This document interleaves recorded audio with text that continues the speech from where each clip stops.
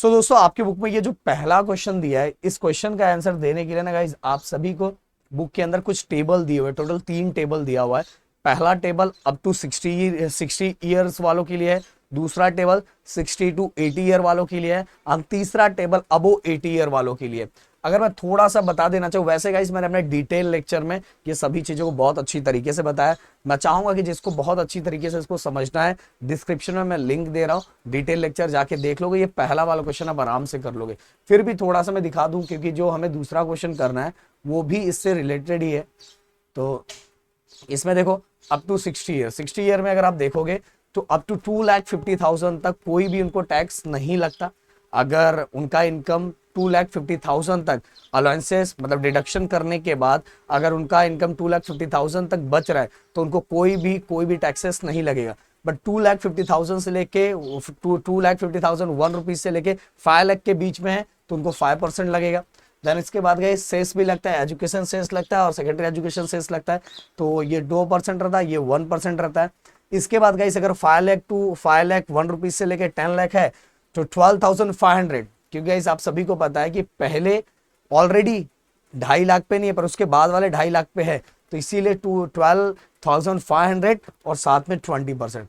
इसके बाद गई अगर 10 लाख से ज्यादा है तो पहले 1,12,500 तो लगेगा ही, और उसके बाद 30% और लगेगा, क्योंकि उसके पहले ओनली छूट कितना, क्योंकि 10 लाख से ज्यादा है ना। तो पहला वाला 7,50,000 बचा ना, तो 7,50,000 पे कितना लगेगा, 1,12,500।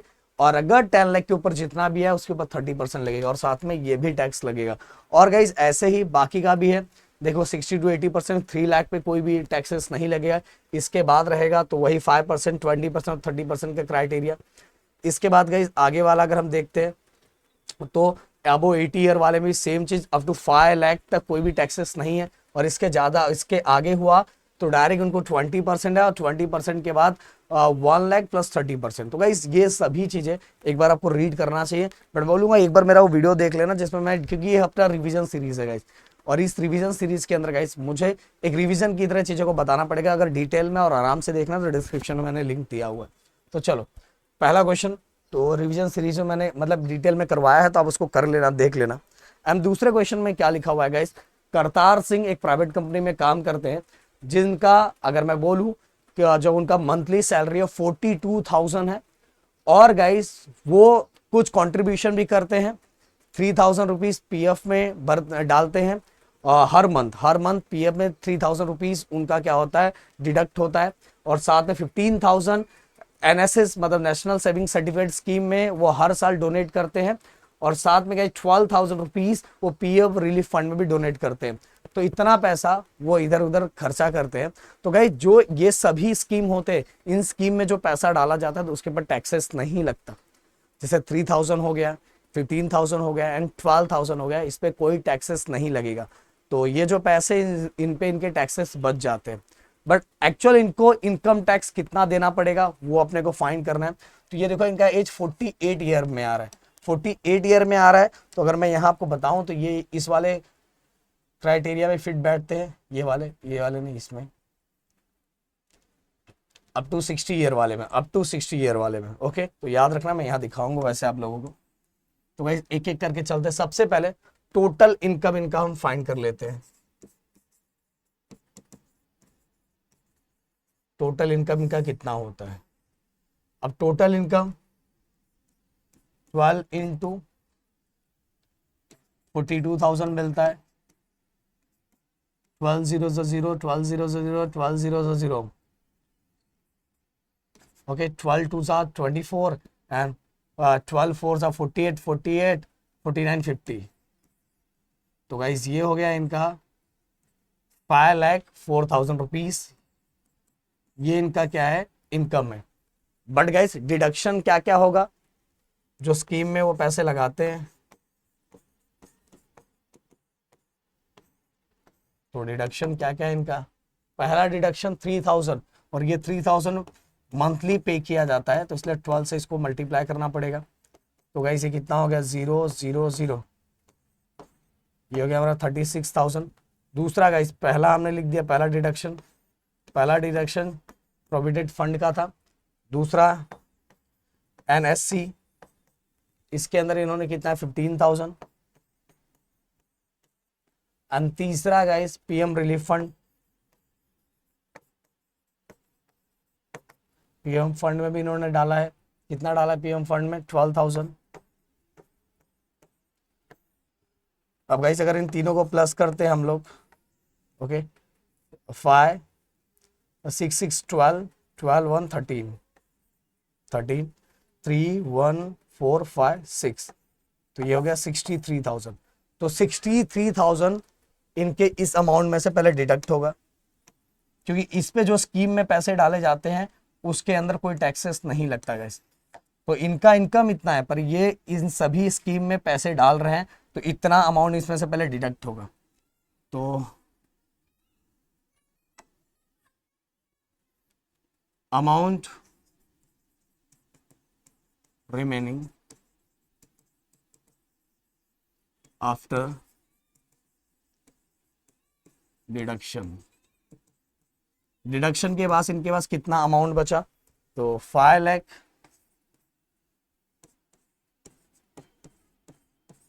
में से हमें कितना माइनस करना है, हमें माइनस करना 63,000।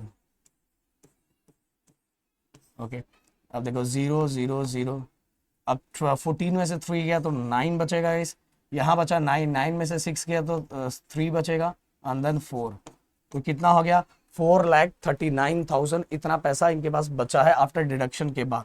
कितना पैसा बचा है 4,39,000। ओके अब गाइस आप सभी को पता है कि जो स्टार्टिंग 2,50,000, क्योंकि ये इस वाले ग्रुप क्राइटेरिया में आते हैं अप टू 60, तो 2,50,000 पे इनको कोई टैक्स नहीं लगेगा, 2,50,000 पे कोई टैक्स नहीं लगेगा। तो हम क्या करेंगे 2,50,000 इसमें से और माइनस कर देंगे, तो हम यहाँ लिखेंगे टैक्सेबल अमाउंट, मतलब जिसके ऊपर इनको क्या लगने वाला, टैक्स लगने वाला है। तो 4,39,000 में से 2,50,000 को हम क्या करेंगे माइनस करेंगे, क्योंकि ये माइनस करेंगे तो क्योंकि 2,50,000 पे कोई टैक्स नहीं लगेगा, उसके अलावा जो पैसा बच रहा है उसके ऊपर टैक्स लगेगा, क्योंकि इसके अंदर का 2,50,000 पे टैक्स नहीं लगेगा, याद रखना, क्योंकि ये कौन से पहले वाले ग्रुप टेबल में आता था 0 0 0, अगेन गाइस 9 एंड 13 में से अगर 5 गया तो अपना कितना बचेगा 8 बचेगा। ओके अब देखो यहाँ कितना बचा 3, 3 में से 2 गया, 3 में से 2 गया तो 1 बचा, तो ये कितना हो गया गाइस 1,89,000, 1,89,000। तो 1,89,000 अब अगर हम देख रहे हैं तो 1,89,000 में अब इनको टैक्स लगेगा 1,89,000, कितना टैक्स लगेगा वो भी हम देख लेते हैं। 1,89,000 सबसे पहले, अब ये कौन से क्राइटेरिया में फिट बैठते हैं ये देखो, 1,89,000 आ रहा है ना, तो 1,89,000 जो बच रहा है तो वो 250, उनका जो अमाउंट था, उनका अमाउंट कितना था 2,50,000 से ज्यादा था, मतलब वो इसके बीच में था, इसके बीच में था, तो उनको 5% टैक्स लगेगा। देखो उनका अमाउंट टोटल इतना था ना 4,39,000, तो मतलब वो 5% वाले क्राइटेरिया में आते हैं। तो स्टार्टिंग का 2.5 लाख हमने हटा दिया, पर जो पैसा बच रहा है उसके ऊपर उनको 5% टैक्स लगेगा। तो अब इनकम टैक्स लिख देते हैं,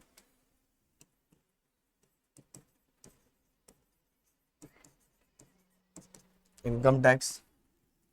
ओके अब इनकम टैक्स 5% ऑफ 1,89,000, चलो निकालो 5/100 इंटू 1,89,000, 0 0 कैंसल,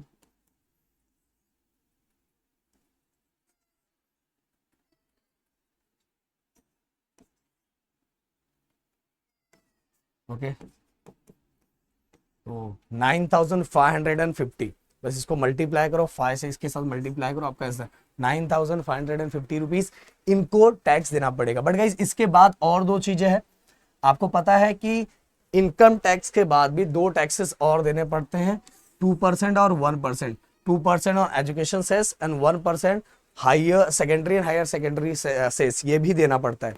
तो ये भी हम कैलकुलेट करेंगे। तो पहला वाला फर्स्ट सेस, ओके किस पे लगता है, ये इनकम टैक्स पे लगता है। जो हमारे पास जो इनकम टैक्स मिला है ना, उसके ऊपर 1 और 2% लगता है। तो सबसे पहले हम लोग निकाल लेते हैं 2% ऑफ 9,550।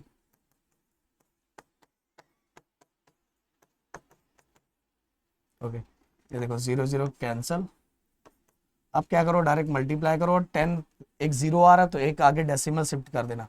5 2 सा 10, 5 2 सा 10, 1 11, 9 2 सा 18, 1 19।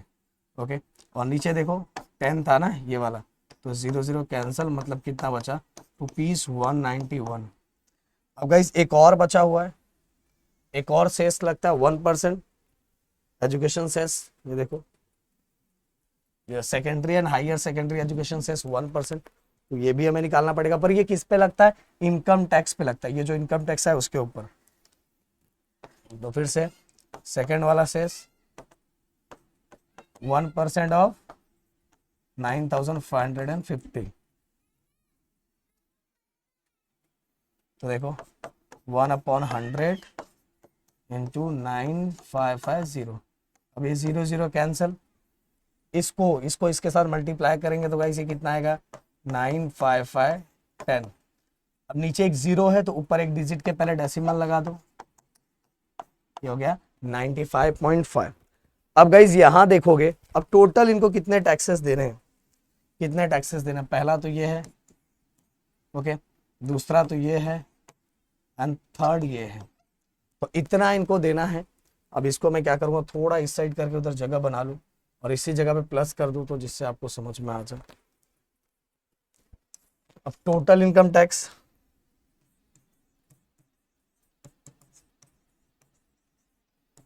Total income tax, total income tax, क्योंकि इनको ये सभी देना है ना, तो मैं इसको यही प्लस कर लेता हूँ। क्या क्या है देखो, 9,550 प्लस प्लस कितना है दूसरा, 191 अंदर, देन इसके बाद 95.5, तो ये हो गया। फिर इसके बाद 516, फिर इसके बाद 9 और 5 हमारा 14। 14 में अगर फिर से 9 में प्लस करता हूं तो ये मेरा हो जाएगा 24, अरे 23। एक मिनट, 9 9 18, 18 में अगर मैं 5 प्लस करूं तो ये हमारा हो जाएगा 23, सॉरी 23।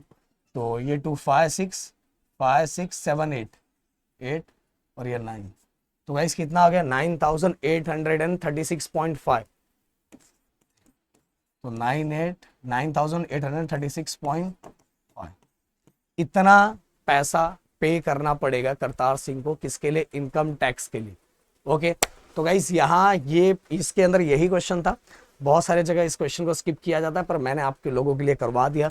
मैं चाहूंगा कि इसको भी प्रैक्टिस करके जाओ। बहुत सिंपल सा क्वेश्चन है गाइस। सबसे पहले हमने टोटल निकाला, फिर डिडक्शन निकाला, डिडक्शन में से माइनस किया, डिडक्शन माइनस करने के बाद एक्चुअल इनकम टैक्स कितना लगेगा, तो ये पहले वाले क्राइटेरिया में फिट बैठते हैं, इसलिए 2,50,000 हमने इसको माइनस कर दिया। फिर जो अमाउंट बचा उसमें 5% टैक्स लगाया। फिर इसके अलावा भी टैक्स सेस लगता है, 2 सेस लगता है, तो दोनों सेस ये इनकम टैक्स पे निकाल के हमने क्या है, दोनों को प्लस किया और हमें पता चल गया 98,836.5। तो गाइस मिलते हैं नेक्स्ट वीडियो में। Thank you so much guys, जय हिंद एंड जय महाराष्ट्र दोस्तों।